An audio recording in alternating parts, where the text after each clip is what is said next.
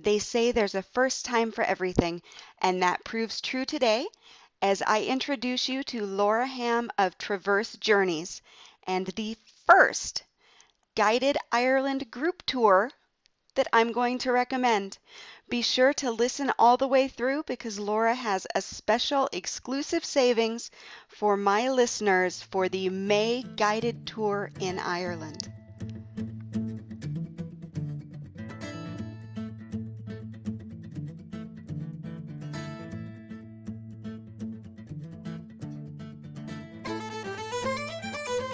Hey everyone, thanks so much for downloading the newest Traveling in Ireland podcast. Today I am actually taking a departure from something that I kind of had an unwritten rule of never doing, and that was promoting a group tour in Ireland.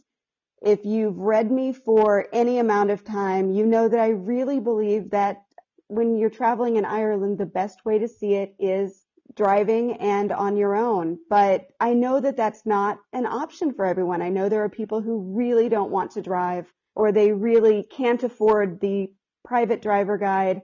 And, the train system isn't the best for touring off the beaten track. So I'm really excited today to introduce you to Traverse Journeys and Laura Hamm, who is the creator and guide for the Ireland trip that they have coming up in May. So Laura, I want to thank you so much for taking the time to talk with me today about Traverse Journeys and this Ireland trip that you have. Well, thank you very much for having me on the podcast. I'm excited about talking about this trip with your listeners and very excited that you kind of understood so well the way that we try to appeal to those who want to travel off the beaten path and with like an immersive kind of family experience on our trips that are very small group, tight-knit, and off the beaten path. Now, I want to share a little bit about you and why this Ireland trip kind of is really close to your heart. You have a nice, kind of gypsy past, I guess you would say, that included a stay in Ireland, if I'm not mistaken. That's right. Ireland was the very first place that I ever lived abroad. The first time I traveled to Ireland was kind of on a whim, spontaneously, in 2003. And I traveled around for about 2 weeks. It was in the off-season in February or something crazy.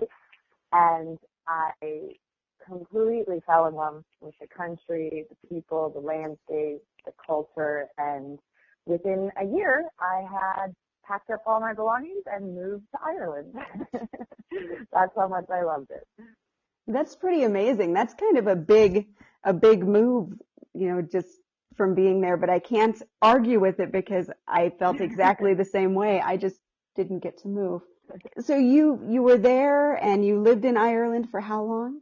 I lived there the first time for just over a year and then went back not long after that for another several months long stay. And since then, I don't know, close to a dozen more visits. I just can't stay away.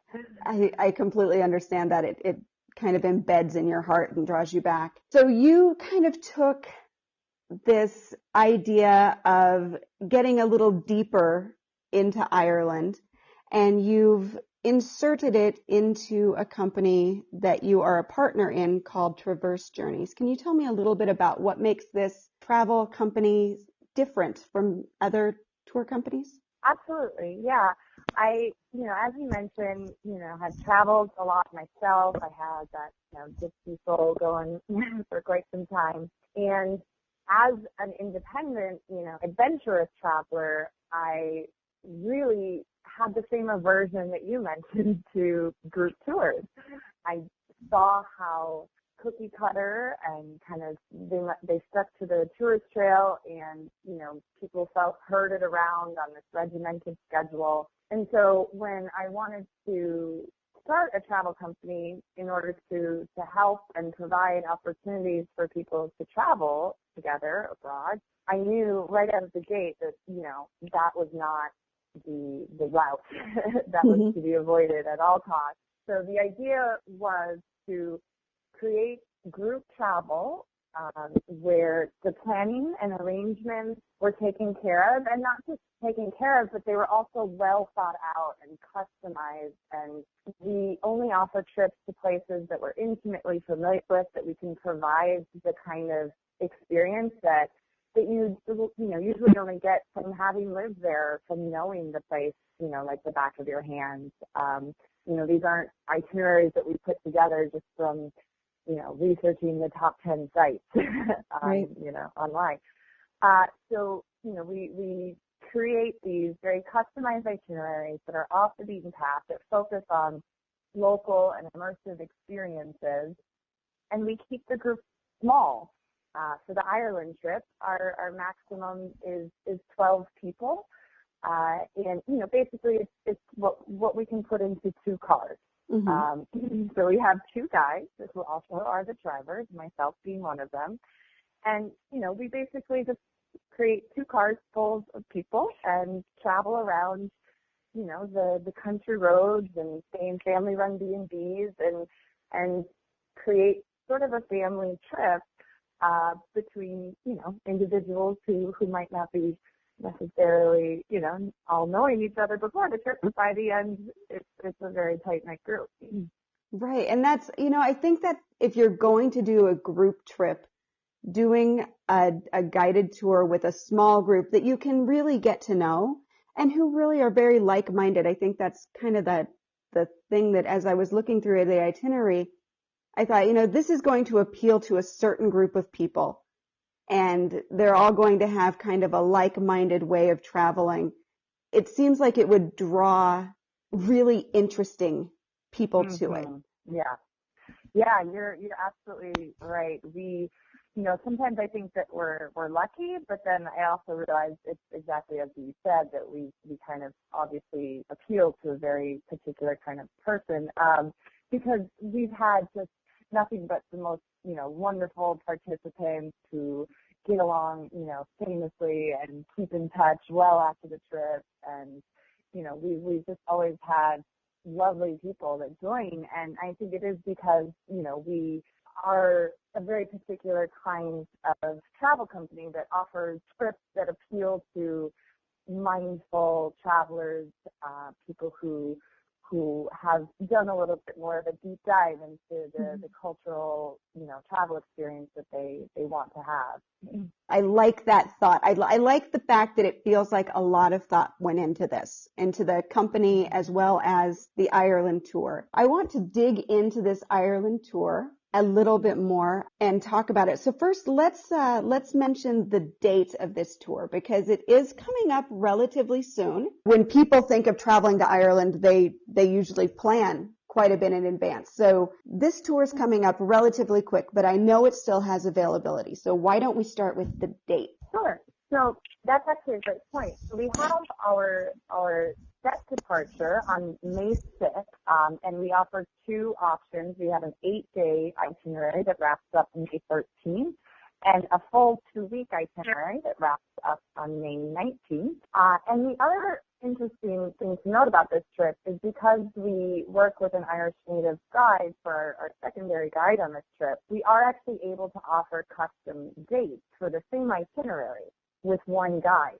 So you could go with your family really at any time as long as we cleared the dates, and you could do the same itinerary with our Irish Native guide, all of the same client experiences with whatever dates you chose. So that's also an option, as well as our scheduled larger group departure. And I say larger group, it just means more than just the one family that signs up for May 2018. Mm-hmm. Excellent. So it's nice to know that there's that option to book outside of this trip. The only thing is they would not be traveling with you as well. Right, yes. But another thing that I really like about your trips is that you always have a community partner. And all of your trips have this community partner that you work closely with and that actually is benefiting from your trip. Do you want to go into that a little bit? Yes, absolutely. So in addition to wanting to make sure and hit the right mark when it comes to the kind of travel experience that the client will have on any of our trips. One of the other important key factors when we started this company was to ensure that by going and traveling and touring around Ireland or any other country, that we were essentially leaving it better than we found it. Obviously, with the rise of tourism all over the world, there's definitely some issues that have been created with too much tourism and tourism that isn't mindful and conscious of the impact.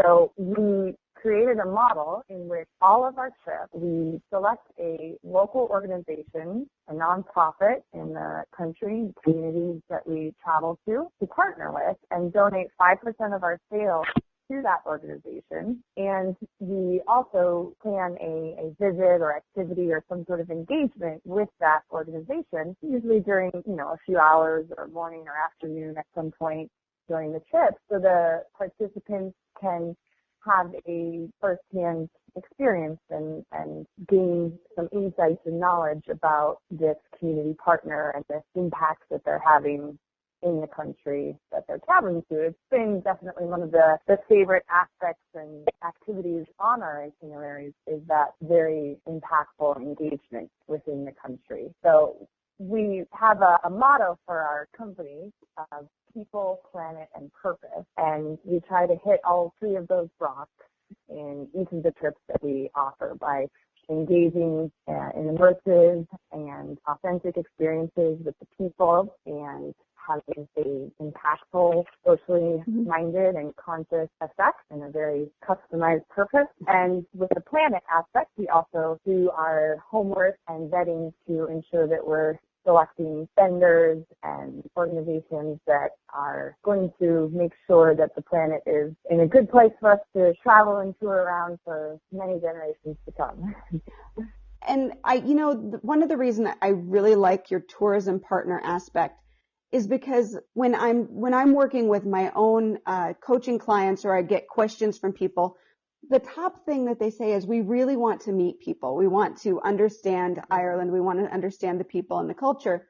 And I think that by bringing in this community partner, and even if it's just an afternoon activity with them, it really gives you a look inside of Ireland that you're not going to get, even if you're self-driving, and especially if you're on a large bus-guided tour. You're just not getting that deeper insight into the life and the people of Ireland. So I love that aspect. Yeah, you definitely hit the nail on the head there. It definitely engages the participants and the clients in the culture and in the people in a way that many tourists wouldn't experience. So let's talk about this itinerary. I have to say that as I was going through it, I loved the fact that there are a lot of places listed on the itinerary that the average tourist isn't going to recognize the name. They're going to recognize Cork. They're going to recognize Killarney. They'll recognize the Cliffs of Moher.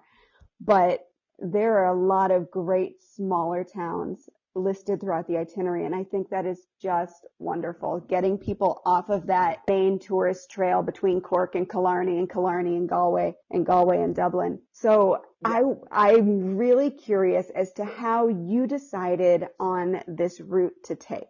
Absolutely, yeah, and I can tell that you obviously know your way around Ireland very well, and appreciate that you can see these little smaller destinations that we've selected for the itinerary. Our itinerary begins in Cork, although we do provide transportation from Dublin Airport because often those flights are the best. But we begin in Cork and basically snake our way up the west coast to Galway. When I lived in Ireland, I lived in Galway myself, and I traveled all over the country, east to west, north to south, and I kept on coming back again and again to the west coast. Anything along the west coast, from South Reaches of Cork up to Mullinhead in Donegal, I just felt were otherworldly in terms of beauty and culture and people and just that really lovely, authentic, real Ireland that seems to have been the way that it is for generations and generations. So I knew when we wanted to create a trip to Ireland that it was very much focused on the West Coast in terms of just getting that the beauty of the landscape and the richness of the culture and people.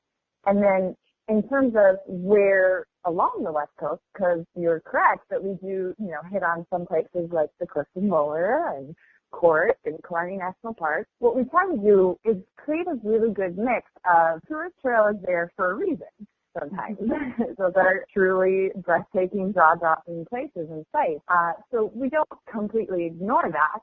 And when we go to somewhere like the Cliffs of Moher, which are absolutely stunning, we also do it in a way that is not the typical tourist way. So we approach from the coastal walking trail. We don't go through the main entrance gate. And we try to do those big, beautiful sites in a way that you can get the most out of it and avoid that herded around like a tourist feeling as much as possible. And then in terms of off the beaten path, these are from living and traveling all over Ireland, these are the things that I've become familiar with in terms of you get the experience away from tourist sites and you feel completely immersed in Ireland, surrounded by little village pubs and families, and no longer in a... No, you get the rural feeling that oftentimes you don't get if you're just staying, if you're going Cork to Killarney to Galway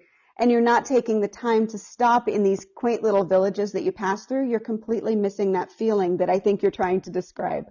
Right, exactly.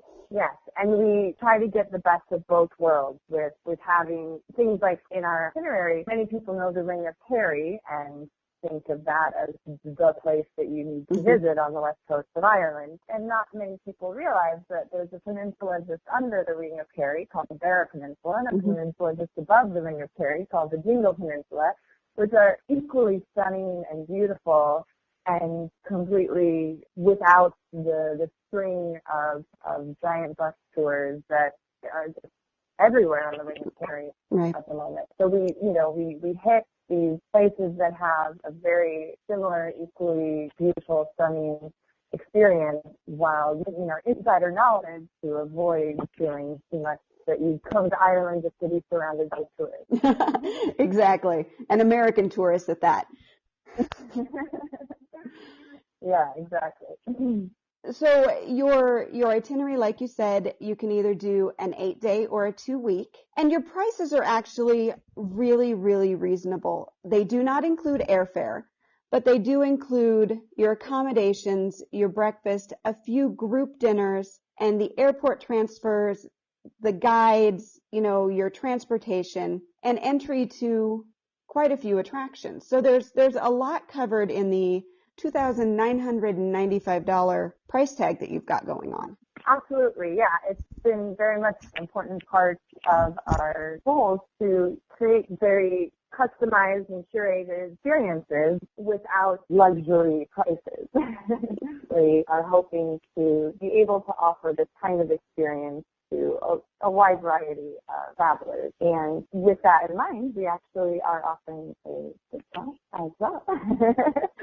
Any of the listeners of this podcast. So if this is interesting to you so far, you want to know that the discount code is IFV for Ireland Family Vacations. And Laura is going to explain the discount that you can get if you decide to book in. Now, before you do that, is this discount only for the planned trip in May, or could people use this if they wanted to book their own guided tour just with the single Irish guide? That's a great question. So this discount would apply to the group departure in May. Okay. And we're offering $200 off for any individual sign up or participant. And any family of 3 would receive $750 off of their total price. And a family of 4 would be eligible to receive $1,000 off of their total trip price. And that would be good for sign-ups through March 15th. Okay. So definitely we want to encourage families to travel in general and definitely on this trip to Ireland. It's very, with the style of travel that this trip entails, I think it would be very suitable for a lot of different families, and I'd love to encourage families to join us. Well, I am hoping that I will be able to get onto this trip, trying to work it out right now, because as my readers know, I don't normally recommend things unless I've done them. So I want to give this a try, but everything that I have read about this trip and everything that I've heard from you just makes me believe that we believe in travel in Ireland the same way. And I think that for families who don't want to self-drive but really do want to experience Ireland that they immediately think of, I think this is a great option for them. With that said, let's talk about a few of the stops that you have that might be especially interesting to families.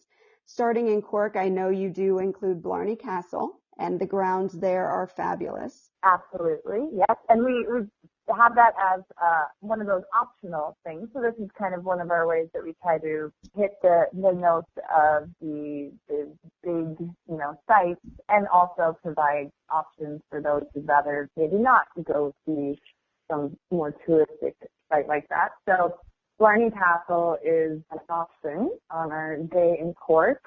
And yeah, as you said, the grounds are beautiful. It really is a lovely place just to walk around and see the gardens and the view on a nice day. Absolutely. And the other thing in Cork that we provide, which is a really lovely experience, is a guided walking tour throughout the city with our Irish Native guide, Stephen, lives in Cork, and actually, and he's not helping us with our trip, he leads the Cork Ghost Tour, which has been one of the number one sites or attractions, activities in Cork on TripAdvisor for quite a while running. So he's a very, very experienced and knowledgeable guide, especially with Cork in particular, and he'll give us, upon arrival, a nice guided walking tour throughout the whole city with lots of historical and cultural information and context that really kind of sets the trip off in the right way. Excellent. And what are just, maybe 2 or 3 other really great highlights that you feel are going to be kind of a draw for families especially? Absolutely. So one of the days that I really love in the 8 days is when we travel around the Beara Peninsula in western Cork County, which is the peninsula just under the Main Terry Peninsula. We make a few stops along our drive that are those kind of places that really I learned about through going to the village and sitting down in the pubs and having a pint of Guinness and chatting with the locals about what's good to see in the area and, what would they recommend and what's their favorite spots. So I've managed to put together a string of sites that I never even knew about, wouldn't have found online. And so we're able to visit a stone circle that's been there for thousands of years, just in some farmer's field with a beautiful kind of view around the coast and beyond, and a national park on the Beara Peninsula that, is this tiny little winding country road to get there. You think that you've taken a wrong turn, or surely this can't go to a national park. And then around this bend and is just this beautiful, gorgeous waterfall and gorgeous scenery and lots of different hiking options that range from like a little stroll around the fields to up more strenuous hikes, and we stay there for a few hours. So that's one of those days that I feel is really kind of special, and just being able to stop and see off the beaten path. Right? And then I would say that another one on the 8th day that I really love is the Dingle Peninsula. Dingle Peninsula is one that might come up in some people's searches and knowledge of Ireland. It's definitely a beautiful, beautiful part of the West Coast. And the town is lovely, Dingle town. It's got a lot of lively pubs and culture and shops and things to do. But we'll actually be staying out in the countryside very much towards the tip of the peninsula in a little village called Duncan. And the B&B that we stay in out there is just lovely, lovely place. And there's so many little sort of country walks, I think you'd say, just around that area, you can see some of the Star Wars sites where they did some filming for the recent film. But it's just breathtaking and really, you wake up, you look out your window, and there's no other place on earth that you could possibly be other than in Ireland. Like, it is just so quintessentially Irish. And, for anybody who has seen the pictures, there's a picture from Dunquin Pier, and it's the sheep coming up the very steep, winding pathway to the pier. So that's where that is, and that's on that very end of Schlehead Drive, and it's such a beautiful area. You couldn't have picked a better spot on the Dingle Peninsula. Absolutely, yeah, I absolutely love it. And we stayed there 2 nights, actually, so really soaked in that beautiful, beautiful place. And then just to hit one more on the extended trip, one of the things that I really love is that we go out to Inishmore, one of the Aran Islands that's off of County Clare, or County Galway, I guess. Take the ferry out there and we spend one night out in Inishmore, which is just otherworldly, and it's kind of rustic, rural, rugged, just this island sitting there in the middle of the Atlantic. Well, at least in terms of weather, and anything comes off the Atlantic, it hits there first. Yep, very true. And it's just got this lovely, rugged, rough, beautiful feel. You can rent a bike and explore the whole island. There's an incredible medieval fort on the island there, as well as some other sites, and it's just, again, like, it's a unique experience, a little bit off the beaten path, but full of this incredible sights. The Aran Islands kind of remind me of the Ireland you think of if you think of the Quiet Man. They're modern enough, but they still have the old ways, and absolutely. The modern and the old really coexist in a quirky way on the Aran Islands, and it's definitely an amazing experience out there. Yeah, absolutely. And speaking of the old ways, there, and the Aran Islands, Gaelic is still the first language, which is a pretty special experience when you're in Ireland, to be staying in a village where the Gaelic is still spoken so frequently and commonly, which is more and more rare. Hearing the Irish language spoken is an experience that it will blow your mind. Even I know a bit of Irish, and even when people speak to me in Irish, it just takes me back, because I have to stop and I have to think about what they've said and see if I understand it or not. And it's just it's so phenomenal to hear somebody who speaks it fluently. And for sure. So One lyrical. of the things that we like to do in the car when we're driving in between places is, we have the radio station going, and we'll often listen to the Irish station, which is just, amazing, for people when they first hear Irish being spoken. They're just blown away. It's such a unique language, and a very difficult one to learn, so I commend you for learning that. It is tricky. Now, as I've said, this tour is really well put together, and it will leave people feeling like they're touring Ireland with a group of family. I really believe that. And in that aspect, I think that it's going to be a great tour for families. But it's probably something that you need to really think about before you book your family, and maybe if your children are very small. I can see this being a great tour for families with children who are maybe 7 and up, especially because part of it does include that walk to the cliffs along the Cliffs of Moher path. And I know that isn't recommended for children under 8. You're not wrong, and it definitely might work best for families with slightly older children. But just to speak to what you're saying, we actually, with days like that coastal walking trail, that's, again, like, we have one of the nice things about our group is that we have 2 guides, 2 cars, and probably not more than 10 people. So we're really able to kind of accommodate that's excellent. individual needs and requests. And on the day that we do the clip, for example, it's already planned out that we make 2 to 3 stops. So we stop at the first entry point to the coastal walking trail, which is an 1.5-hour walk. And then we also bring participants to another entry point to the coastal walking trail who don't want to do that longer walk, which is only 15 minutes away from the main cliff. So we already do kind of try to plan and accommodate for different desires and needs and ways that people want to experience. That's one of the advantages of working with the small groups and having a couple of guides there, is that we really try to help people have the experience that they want to have. So it's really personalized in a small group setting. I love that. Yeah, that's the goal. Excellent. Definitely. Excellent. Well, your trip to Ireland. well, Laura, again, thank you so much for talking with me today. I am excited to join you guys on this trip. I'm working to make it happen as we speak. And I would love to have listeners and readers, if you can fit in this early May trip to Ireland, I would love to have you join me. The discount code and the discounts will be listed in the podcast notes. So if you want a little more information or a refresher on those savings, please do check in.